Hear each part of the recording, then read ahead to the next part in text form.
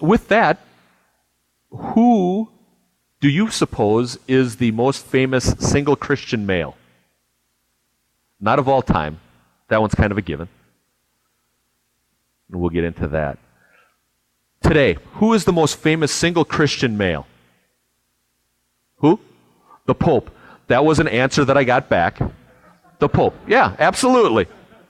I was just driving into school yesterday, and they were talking about this new memoir that came out from a gal who supposedly was a friend with Pope John Paul II, right? From what I understand, and I don't know what anybody's trying to prove in that, but yeah, I would say the Pope is eligible. Maybe a little more mainstream pop culture, and maybe he's so far out of your mind that you don't think of his name. Anyone?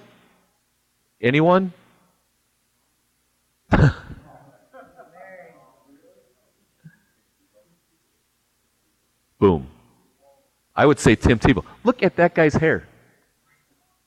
All slicked up. I mean, he's ruggedly handsome. Heisman Trophy winner, 2-time national champion, on TV all the time. From Florida, yeah.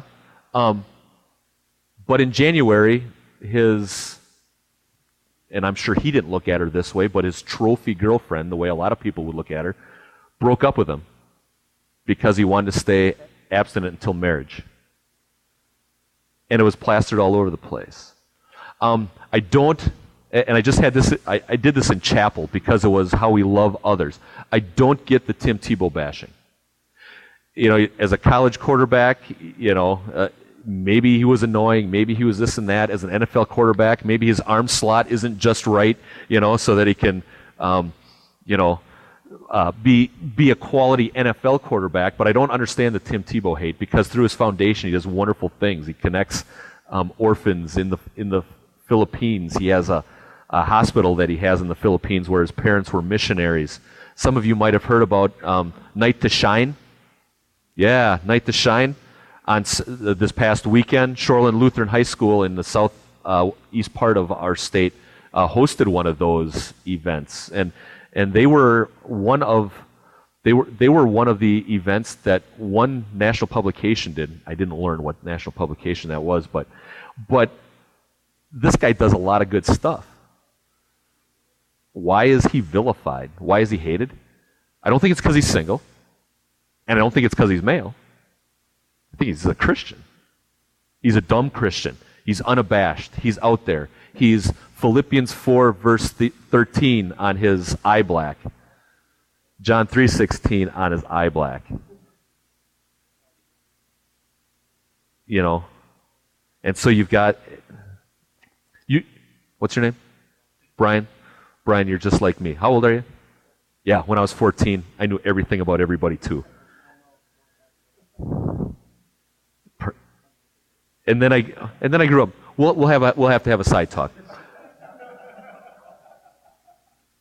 But there was nothing more important when I was 14 than sports. And so, yes, I would have known every single one of his eye blacks. I just picked a couple out. But yeah, just that recognition of who he is and what he is, and he's unabashed. And then his own girlfriend, who you would think this would be a great thing. Some guy who doesn't want to just get with me, but a guy who respects me and honors me and says, well, this is how I honor my body, and I care about you too. How valuable that is, and how people just kind of shrug their shoulders and ignore that. There's another famous one, and Pastor Enter stole a little bit of my thunder, so I won't go on. I always like Happy Jesus. Whenever Jesus is depicted, he is the most stoic person ever. And I realize he was laser focused. He had a pretty big job. He's dying for the sins of the world. And nothing was going to distract him from him. But I love this picture from a recent miniseries. I like the Happy Jesus. And like Pastor Enter said, in that rock star mode, the women who must have been throwing themselves at him, I didn't really put the king and queen together, but I'm thinking, this guy's a miracle worker. This guy's able to do everything. He is the most popular person in our countryside.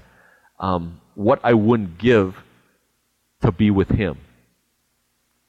And yet he was tempted in that way, but he never fulfilled that desire. What a wonderful fact that he is true God. Because he didn't have the time. He needed to share the message. The kingdom of heaven is near. Come on, everybody. Repent. Believe the good news. I'm here. I'm changing everything for you. You're all riled up about the Romans being your government. I'm here to save your souls. I'm here to set you free to live for me. And so to look at Jesus and say, thank you. Thank you for not falling into the temptations and sins that I have and for living the perfect life that I could not as the ultimate single Christian male. How great that is.